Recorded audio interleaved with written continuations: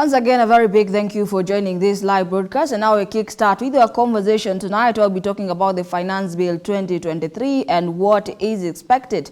Of course, we did have the President say what he is waiting to see the members of Parliament that will fail to pass through this bill. And even it is expected to be discussed tomorrow in Parliament as they are resuming sitting.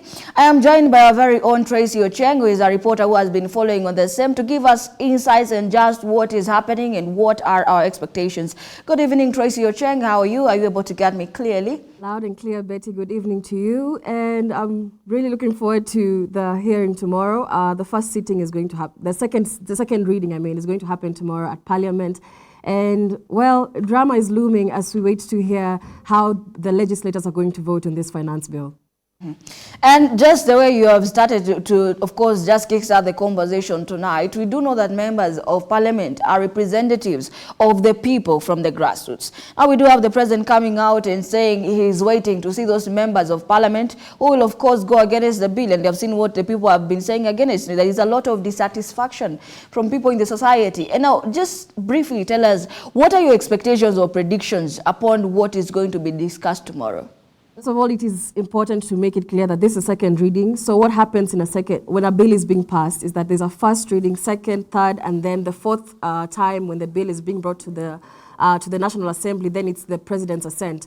So the bill is going through the second reading, meaning that this time there'll be a vote. The bill will be read a second time, and then the MPs from different coalitions will come to a vote. That's why the Azimio coalition said that on Thursday is when they'll be able to give out the proper direction to Kenyans on whether we'll be having maandamano or not. So that is what is happening. This is a second reading, and we've heard the President, and we've also heard leader of opposition, Raila Odinga, also saying that we are going to see the MPs who are going to vote for or against this bill. And each one of them from both of these camps allude that those MPs will become or will be termed as traitors because they'll be denying young people jobs. So essentially, the finance bill to the Kenya Kwanza coalition is a job creator for young people. But to the Azimio team, it is a punitive, it is an overburdening of the punda who has amechoka. Yes. Thank you. Now, we have seen one Mama Mboga coming out and saying that she was used, of course, by the head of state to just be a directive of the same and, of course, giving some promises there, which are also not turn on. And, of course, I understand you have been going to the grassroots and saying what is happening. What are your thoughts? Is the finance bill that bad, or is it a scapegoat to fight political wars? You know, Betty, with Kenya, everything is political. Again, to reiterate, we must have a way to distinguish between politics and matters that actually concern the population. So far, we've seen many Kenyans who have brought out their petitions to the National Finance Assembly Committee, even though Mama Mboga and Mtu wa Mjengo or Mtu wa Boda Boda wasn't accurately or presented or represented. We saw that many Kenyans submitted their bills. They submitted their memorandums against the finance bill.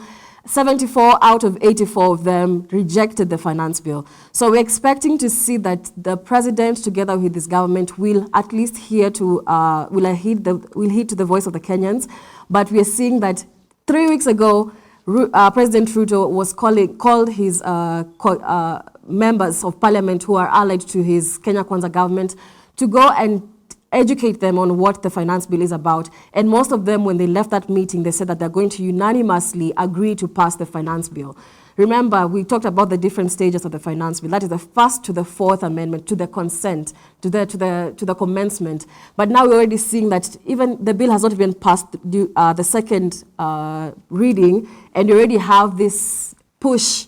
We have this push from the President to insist that the finance bill must pass. So it's kind of is playing out. We are waiting to see how it's going to play out, because now it is going to be a battle of the elites for sure, because now we're talking about Farasi Wawili, and now the Nyasi that is getting hurt are the Kenyans.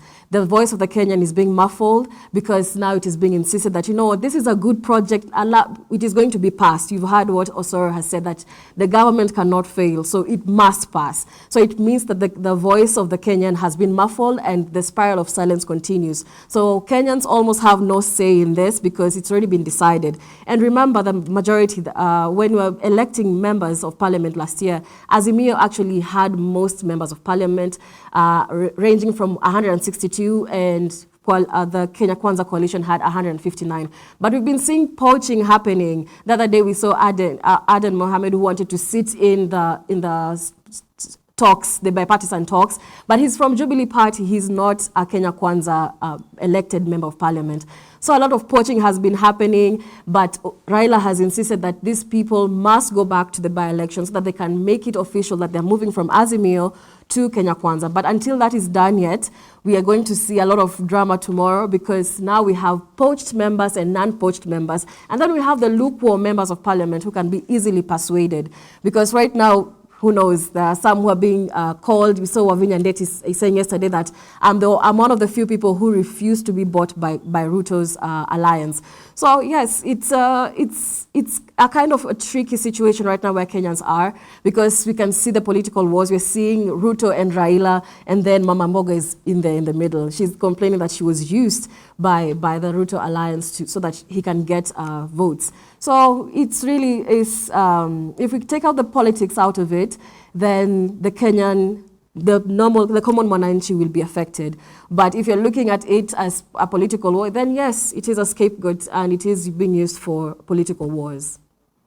Now, I like the way you have put it that the bill, of course, the president coming forward and saying is looking to see is going to go against the members of parliament that will go against this bill. It is a very tight situation to be in. And of course, I did get you correctly. Do make sure if I do make a mistake on that, do make sure to inform me on such. Now, tell us, in case this bill is passed and you're saying the chances are very high, what are these advantages? Because we have seen a lot of dissatisfaction coming from the House Fund levy. You have civil servant, of course, they're saying they will, of course, riot against such. And of course, we have seen also introduction of new taxes, the tax on the tax on the online content creators. There's been a lot of increments. There, of course, been a lot of hits and misses. Maybe you can bring us to light on the hits and misses, the advantages and disadvantages of this finance bill. So, of course, we're going to go again to the political camps that are prevalent right now, that are pervasive in the country right now. That's Azimio and Kenya Kwanza. So right now it is an Azimio or Kenya Kwanza issue. If you do not support the finance bill, then you're an Azimio camp, and if you support it, you're in the Kenya Kwanza camp. So the Kenya Kwanza camp says that this finance bill, because now the whole focus has been put on housing levy, but there are so many other things that are included in this finance bill. Did you know that if you're in a chama, you'll start being taxed? Did you know that if you're a matatu owner, that now you'll be paying for per seat per year? And for the betting companies, they'll be taxed on a daily basis. In addition to the 15% of content creators, the tax. Though I saw that the other day, Butita and was it Njugush? Yeah, Njugush, who went to the State House and met with Ruto, and there are talks to lower the percentage. But yeah, so the advantages, Sholay was in an interview today and she said, it's not about politics, it's about creating jobs. So essentially the houses, because now it is centered about the housing levy, the houses will be used to create jobs. So if you don't have a job, then you'll be in the construction, in the steel company, in the cement company. So essentially for Kenya Kwanza, the biggest issue is that it will be creating jobs for Kenyan people. But for Azimio, the disadvantage is that it is continuing to overtax Kenyans. It is continuing to overtax Kenyans, and it is overburdening. If you're looking at right now the current situation of the cost of living, we are still, the 16% VAT has not yet been passed, but you can see that we are buying a 2 kilograms of sugar at 500 shillings now. And the simple commodities like sanitary towels, the one that used to cost 50 shillings has doubled. It's 110 shillings. So we're expecting that when the 16% VAT will be passed, then the cost of life will increase even more. So that is the problem that Azimio is trying to address. That is the thing that Kenyans are trying to say, that we already are in very difficult situations. How is it that you want to continue taxing us? And Betty, if you remember, the government has been saying that they don't have money, and you've seen that civil servants have not been paid for quite some time, like the pharmacists, the dentists, the doctors. they had arrests of over 3 or 4 months. So they're saying, okay, you cannot pay our taxes, you cannot afford our salaries, but now we have to have you have to incur another 3% on our taxes, and the NHIF has gone high, the NSSF. So what salary are you taxing if we cannot even get our salaries on time? That is a question that people are asking. So those are some of the advantages and disadvantages according to the Azimio and Kenya Kwanza perspectives. And now, thank you so much for that explanation, Tracy. And from what we have received, many Kenyans, they were expecting that the bottoms-up agenda was going to be taxing the rich and giving to the poor. But we've seen an introduction of very individually based taxes, like the 3% levy, the buying of the beauty products, and of course the online content creators. Those taxes are more individually based. Maybe you can tell us who is disadvantaged with the finance bill. And once again, who is advantaged with this finance bill? Kenyans on Twitter never cease to amaze me, because I saw someone saying Mama Mboga was Musalia Mudavadi, but that's for another day. So the disadvantaged Kenyan is the common mwananchi, of course, because I just told you, the civil servants, their salaries get delayed. Now we have increase in taxation. So it's a delay and an increase in taxation. What is going to be left for them?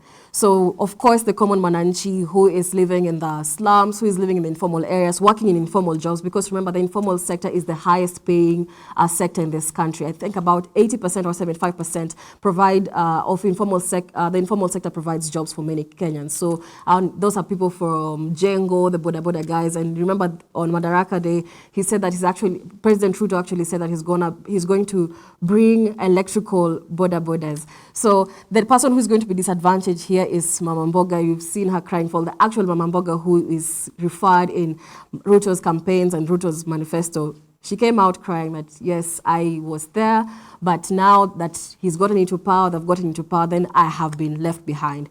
So the person who will advantage, really, the bill was meant to help the common mwananchi, but we're seeing an overhaul of this.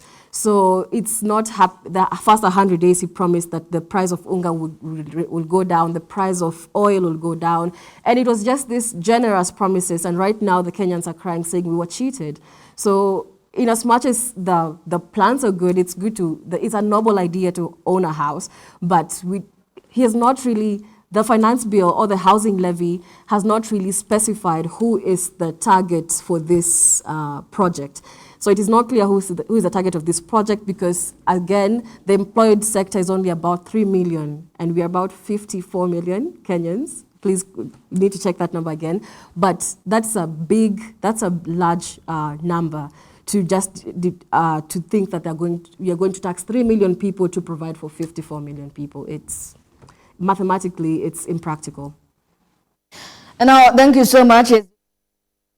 You can tell us your anticipation on the voting, that of course, and what will turn out in the predictions. Of course, you did mention them earlier. We have the parliament having the discussion tomorrow on the same. They will be debating, and we do expect the National Assembly to be addressing the same on Thursday. Do tell us, what are your predictions and what do you expect? If the bill comes to pass, but is it time that Kenyans have said enough is enough? Should we expect a response, or is the bill not going to be passed? Just what are your predictions before, of course, we listen in tomorrow as it's going to be addressed?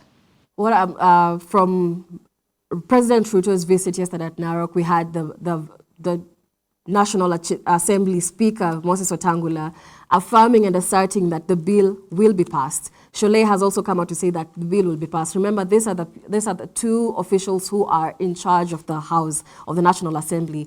And because we've also seen a lot of poaching to Kenya Kwanza and the disruption of other political parties, then we're not sure, because we have many lukewarm politicians, many lukewarm legislators. So there are other lukewarm who can be easily convinced. And you know, in the corridors of power, there could be bribing happening so that people can come in. Again, just to reiterate what Ovinya said, they tried to poach me, but I refused. I'm going to stay with the will of Kenyans, because I was elected by Kenyans and I was not elected by the president. I'm supposed to represent the will of the people of Kenya. So tomorrow we are expecting a lot of drama from the National Assembly, of course. And as we see, if it's going to be a public vote, because it might be also a secret vote, if it's a secret vote, then we might not know which MPs have voted for or against the bill. But remember, now we're looking at President Ruto, the president of the country, and Azimio leader of opposition, Raila Odinga, saying we want a public vote so that Kenyans can see the traitors who do not want to give them jobs. So really, we're expecting some commotion, we're expecting a lot of drama from our from our members of parliament, but we are hoping that we can have some hope. But so far, it's nothing for Kenyans, because most of the members of parliament allied to Kenya Kwanza have agreed that they're going to pass the bill unanimously. Just a side note, because this is a second reading and it has to go through a third and a fourth, the fourth reading, which is when the president gives assent. Kenyans could be hoping that maybe let's give it the second reading or the third, give it until the third, so that you can recollect and think about it again, because they're asking, please listen to the voice of the Kenyans, listen again, listen again, listen again. Fine, this is a good plan, but you cannot force it down our throats. How is it a contribution, but it is made mandatory? And then they say that the savings, if you do not get a house, because remember, Betty, when you're talking about the housing fund, we said the money that you're going to save in the housing fund is not a guarantee that you're going to get the house. It's a deposit for the house. So if you do not get a house, then you are able to withdraw the savings, but after another 7 years. So that's 14 years in total. So Kenyans are asking for the president to give heed to their plight and to not force these things on them, because then it looks very suspicious.